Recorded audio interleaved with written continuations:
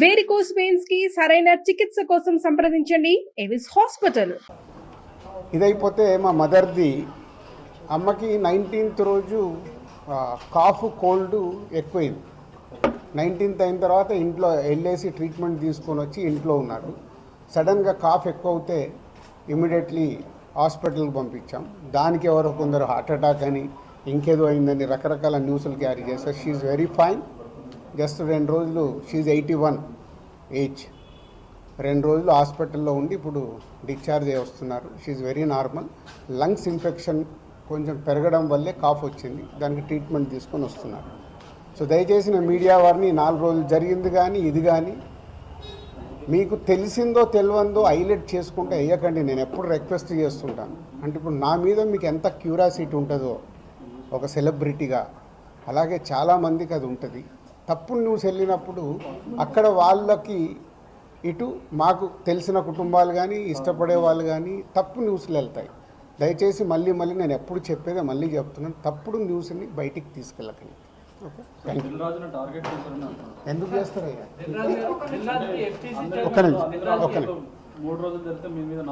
4వ రోజు నాది కాదు కదా, మైత్రిలో జరిగింది, అభిషేక్ మీద జరిగింది, ఇలా అందరి మీద. ఇది ఇండస్ట్రీకి సంబంధించి ఎందుకు టార్గెట్ చేస్తారు? ఇన్కమ్ ట్యాక్స్ అనేది ప్రాసెస్, ఇదేమో ఇల్లీగల్ కాదు. ఇన్కమ్ ట్యాక్స్ అనేది ప్రతి ఒక్కరికి, మీరు కూడా టీడీఎస్లు కడతారుగా, ఎందుకు కడతారు? అస్సలు తప్పు. ఇవే అంటున్నా, రాంగ్ న్యూస్లు మీ ఇష్టంకి వచ్చినాయి అనేసుకొని వేయడం ఎందుకు? అభిషేక్ అగర్వాల్ కూడా ఉన్నాడుగా, మైత్రి కూడా ఉందిగా, వాళ్ళకు ఉన్నదాని మీద 18 years అయింది.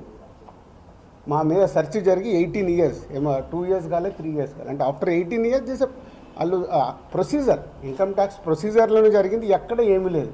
అనవసరమైన ఎక్కువ మీరు ఊహించేసుకొని హైలైట్లు చేయరు. ఓకే,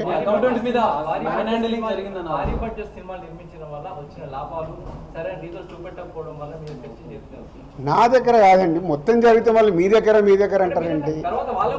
సో అన్నీ జరుగుతాయి. It's a process. ఇందాక చెప్పాను కదా, 24 క్రాఫ్ట్స్కు ఎలా స్పెండింగ్ చేస్తున్నారు. ఇప్పుడు మా గేమ్ చేంజర్ ఇంత బడ్జెట్ అయింది, ఎలా స్పెండ్ చేస్తున్నారు. They want all accounts. మేము క్లీన్గా ఉండొచ్చు, తీసుకున్నోడు ఉండకపోవచ్చుగా. సో మా దగ్గరికి వెళ్ళి అన్ని డీటెయిల్ తీసుకొని ఎవరెవరికి వెళ్ళాయో వాళ్ళ ద్వారా చెక్ చేస్తారు. ఎందుకంటే TDS, GST, so many process ఉంటాయి. అంతేగాని ఎక్కువ ఊహించేసుకుంటున్నారు. ఏం లేదని హైలైట్స్ దాంట్లో ఉండకుండా కొంచెం బయటికి రండి అని నా రిక్వెస్ట్. టాప్ డైరెక్టర్స్ కి బ్లాక్ ఇవ్వడం వల్లే ఇష్యూస్ వస్తున్నాయి అనేది కూడా వినిపిస్తుంది. మీలో కొంతమంది, మీ ప్రొడ్యూసర్స్ కొంతమంది చెప్తున్నారు.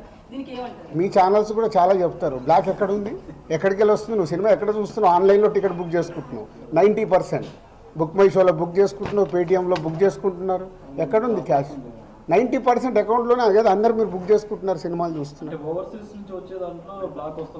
అది మళ్ళీ మీ ఊహ. ఎవరికి రావాల్సిన స్టోరీలు ఎప్పుడు రాసుకుంటూనే ఉంటారు. ఎందుకంటే మీకు కూడా హైలైట్స్ కావాలి కదా, లేకుంటే కష్టంగా. నేను మీకు అదేనండి చెప్తున్నా, 2008లో అయింది సెర్చ్ నా మీద. ఎన్ని సంవత్సరాల తర్వాత వచ్చారు? 1, 2 ఓన్లీ నా మీదే అవుతే మీరు మాట్లాడేది రైట్. ఇండస్ట్రీలో చాలామంది మీద అయింది కదా. సో దీనికి దానికి లింక్ లేదు కదా. అదే అనవసరమైనది ఊహించుకొని లింకులు చేయకండి అనే నా రిక్వెస్ట్. అసలు నేను ఆఫీస్కి వెళ్ళాను, మరి నాకు ఎవరైనా చెప్పలా.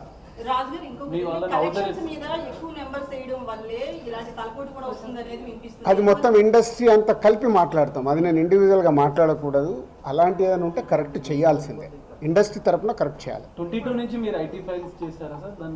ఎవ్రీ ఇయర్ ఉంటుంది. 22 నుంచి అంటే ఎవ్రీ ఇయర్ ఉంటుంది. అదే 22, 23 వరకు అసెస్మెంట్స్ అయిపోయాయి. 30% స్లాబ్లోకి ఎంటర్ అయ్యారు కదా, దానికి సంబంధించి కూడా క్లియర్ ఉందా?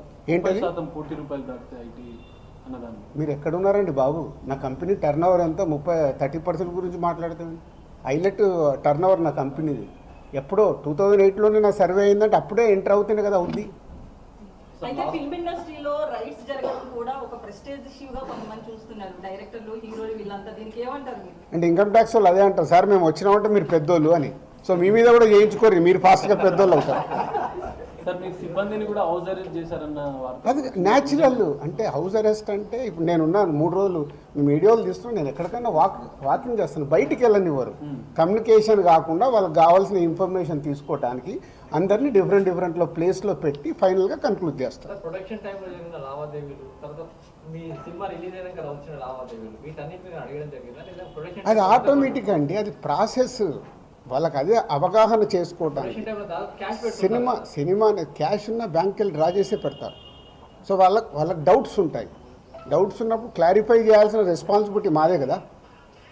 సో అలా ఒక్కొక్కటి ప్రొడక్షన్ ఏంటి, డిస్ట్రిబ్యూషన్ ఏంటి, ఎగ్జిబిషన్ ఏంటి, ఎలా ప్రాసెస్లో ఉంటాయి అన్నీ ఎక్స్ప్లెయిన్ చేస్తూ వచ్చాను. సుమన్ టీవీలో మీ పర్సనల్ అండ్ బిజినెస్ ప్రమోషన్స్ కోసం కింది నెంబర్కి కాంటాక్ట్ చేయండి.